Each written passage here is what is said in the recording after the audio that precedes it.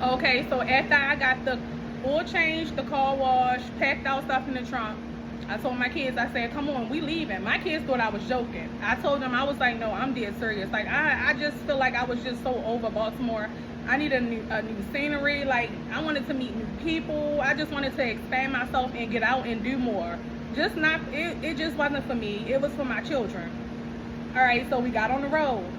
I didn't even know that I was coming to Columbia, South Carolina. I never even heard of Columbia, South Carolina. I heard of South Carolina, but not Columbia, South Carolina.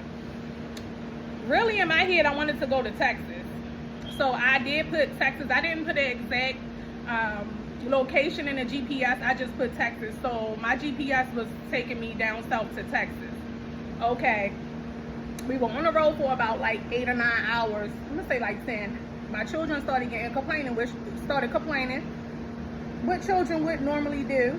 So I was like, okay, they're tired, they're hungry. Let me stop at this hotel and rest for a little bit. So it was a hotel in Irmo, South Carolina. Excuse my accent. I know everybody gonna say, girl, you can tell you from Baltimore. I know, I get that on a daily basis. So we stopped in Irmo, South Carolina, and it was like at the Hilton. Was it the Hilton? I think it was by that Wendy's by Columbiana Mall. So at the time, mind you, I didn't know this area. I never heard of Columbia, South Carolina. We stayed there. So let me tell you about this incident. So this was the first situation from me, you know, from traveling from Baltimore to South Carolina. It was about 2 o'clock in the morning. We were tired. Get to the hotel. I asked the lady, I explained my situation. I said, we're not from here. I have me and my children. I'm just looking for a place to sleep for, you know, one night. Do you have any rooms available and how much? So she said, yeah, I did. Well, at first she said she didn't. She was like, I don't. And I said, you know, like anything would do. I'll pay. I said, we're tired. We just want to lay down for a little bit until we get on the road in the morning. So she was like, hold on. So she looked in the system and she saw that it was a room available. So I think she said it was about probably like $190 a night, and then I had to pay like $100 fee, which wasn't bad. I think I paid about like $300 in total, and I got like one something back from it. But anyway, in the midst of me doing that, mind you, it's 2 o'clock in the morning. I give her my card, my information, and she swiped my card. Who don't know how much money they have in their account? I know what I had. And I'm gonna tell y'all, when I relocated, I think I had about $3,000, probably like $3,200 to my name. That's all I had. Like, I didn't have a lot of money.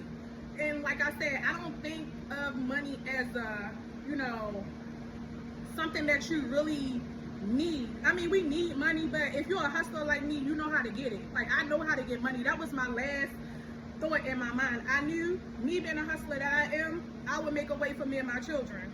So anyway, back to the hotel situation. So the lady took my card, I gave it to her. So she asked me, she swiped and she said, oh, it declined. I said, no, it didn't. And you know how you have notifications on your phone and you can see at the top, like when somebody make a charge and it come like your banking notifications or whatever. So it showed at the top of my screen that like 305 was taken out of my account. So she was like, yes, it is. I said, no, it's not. Mind you, I think I gave this lady too much information, and I'm learning that during, you know, throughout my journey to be more private. You know, I feel like it's a good thing to tell people what you're going through, and you know, but in a way it can be a bad thing because people will prey on that. So she knew I wasn't from here, and she asked me these questions after the fact. When I got to the room and started thinking about it, she asked me, she was like, do you have any family here? Because she saw my Maryland driver's license too. She was like, oh, you're not from here. I was like, no, I'm from Baltimore. And she was like, oh. She was like, so what, you don't have any family here? I was like, no, girl, we on our way to Texas. I was like, we just sleeping here for one night because my kids sleepy, this, that, and third. So in her head, she probably thinking she ain't gonna travel with no money, so let me try to scam her. Wrong person. So, okay, so when she said it declined, I said it didn't because it showed up on my end that it was the transaction went through. So she was like, no. So I showed her my phone. I said yes. She was like, so we gonna do it, try it again. I said no, not try it again, because then you're gonna charge me again an additional $305, which I'm not fitting to pay. Like, no, it already went through. So she was like, well, I don't know what to tell you. because it's saying that it declined and it didn't go through on your end. So mind you, my phone is only on like 3%. My phone was going dead. So at this point, my kids see me. I started pacing back and forth through the lobby because in my head I'm like, okay, let me charge my phone. It's late. I can't call my bank. You know what I'm saying? The bank's closed. So I'm walking back and forth. I'm like, what the hell? And I don't want to kick out another $300 because I think this lady scammed me out of my money. You know what I'm saying? In my head, somehow, I had a feeling that she was trying to scam me, right? So my oldest daughter, but she's 18 now. At the time, she probably was like 16. She got out the car. She said, "Mom, what's going on?" So I said, I explained the story to her. I said, the lady is telling me that my card declined, and I gotta re-swipe it again. I said, but Madison, you can see right here where it say it was taken out, the 305. So I don't know why she's saying it's declined, and she asking me to swipe again. So my daughter was like, oh no, Ma. She gave me the look. So I gave Madison a look because I'm from Baltimore. Not to say that I'm like that, not now, but I can get like that. Please don't take me out of my character, especially about my money. So I sat down, I said, Shamika, calm down. I plugged my phone up. So I went to her, I said, listen, you gotta call somebody. I'm tired, my kid's tired. It's saying that it was charged to my card. I said, I'm not paying the additional $305. I'm not doing it. I'm not doing it. We got to figure out, we got to come to some resolution about me getting a room or I'm going off because I feel like you playing with me. So she's standing there looking all crazy. Her eyes got big. So she looking at me. I think she was just reading my body language. I'm like, no, we got to do something. I had 3 children. I'm tired. I done drove about 10 hours. I'm sleepy. So she was like, okay, let me see what I can do. Let me see what I can do. And she made something do. She said, oh, it was a mistake on my end. Yeah, it was. And she already knew that. She was trying to get an additional, whatever type scam and stuff she was on, she was trying to do it with me, and that wasn't working. Make a long story short, she got me and my kids in the room. She was apologizing. I'm so sorry. I'm so sorry. In my head, I'm like, yeah, I'm coming down here and I'm speaking to management because imagine how many other people she tried to do that with. Try to take an additional $300 out my account telling me I had to swipe. What if I would have swiped? That would have been almost like $700 I would have been out of. So when I went down in the morning and I spoke to the manager, he was apologetic. He was like, I'm so sorry. Do you know her name? I didn't. I was so tired. I didn't even get her name. I just know she was like a herb lady, short, and she was like an older lady. She was like 60, probably like in her 50s. So he was like, okay, I'm gonna have a talk with her, this, that, and the third. I was leaving out. I was checking out when I had a conversation with him. So anyway, okay, in the midst of, okay, let me backtrack. Before I checked out and spoke to the manager, my kids were still asleep. I was like, let me go get them breakfast because I know when they wake up, they're gonna be hungry because I'm hungry. So it was a Wendy's right across the street. I walked over to Wendy's and I was like, you know what, let me drive around for a little bit. After I got the food, I got in my car and started driving around. So I'm like, oh, that's a nice area. Okay, mind you, it's Irmo, South Carolina. I'm like, this is a nice area. The mall, it was giving me, if you're from Baltimore, it was giving me Towson area. And I just moved from Towson, Maryland when I was in Baltimore. So it felt like home a little bit. I'm like, okay, I can do this. This is a nice area. I forgot to tell y'all, prior to me moving, I didn't talk to no people about apartments, places. I didn't schedule nothing. I didn't have nothing planned. I just got up and left. Like, put what I can put in my trunk and just left. You know what I'm saying? I didn't have a plan, nothing. God just moved me though. He just said, Shamika, today is the day. Like, just get up and move. And I had so much faith. And my kids had faith too. My kids were telling me like, Ma, you can do it. You're strong. Come on, we can do it. We can do it. I'm like, okay. So after me driving around and seeing that it was a nice area, mind you, this is Irmo. I didn't know that it was so many parts of South Carolina, right? I told y'all I didn't even hear about Columbia at the time. I didn't even know about Columbia, South Carolina. So when I got back to the hotel, I'm like, all right, we might can do this.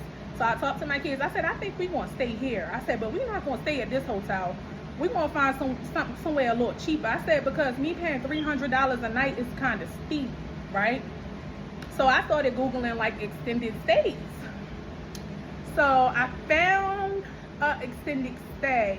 Okay, so what I did, I think we stayed, yeah, we found another extended stay. It was a Motel 6. But before I get to that, I don't even think I booked the room. I think what I did was look for homeless shelters. I was like, let me look for a shelter here, because I don't know, I just started looking for homeless shelters. So I found one. It was in Columbia, South Carolina. And you know, the reason why I do know I started looking for homeless shelters is because I was like, you know what, I can get help while I'm here. I really thought they would help me and assist me with my situation.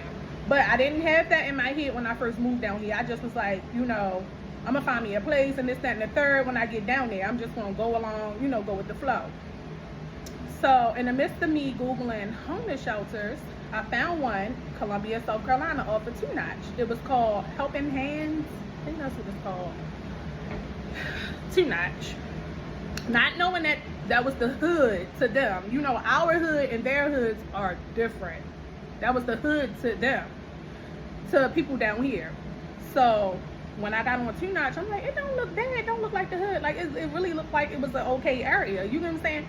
So I went in and I spoke to the lady. I'm like, listen, me and my kids are not from here. We don't have a place to stay.